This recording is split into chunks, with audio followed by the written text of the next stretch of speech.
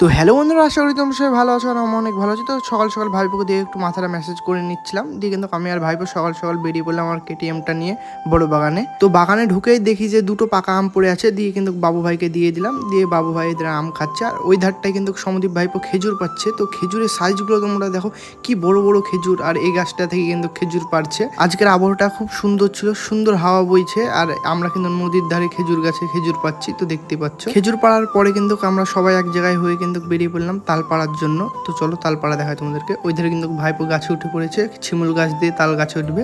তো এই ধারে ভাইপো তাল গাছে উঠে কিন্তু হেসু দিয়ে খুব মারছে তালের গোড়ায়, যেন তাল পড়ে যায়। তো দেখতে পাচ্ছ কি বড় একটা তালের থোকা পড়লো। তালপাড়ার শেষে আমরা জাম খেতে চলে আসি। তো জামগুলোর সাইজ দেখো, দেখে তো মনে হচ্ছে না জাম, মনে হচ্ছে কালো আঙুর।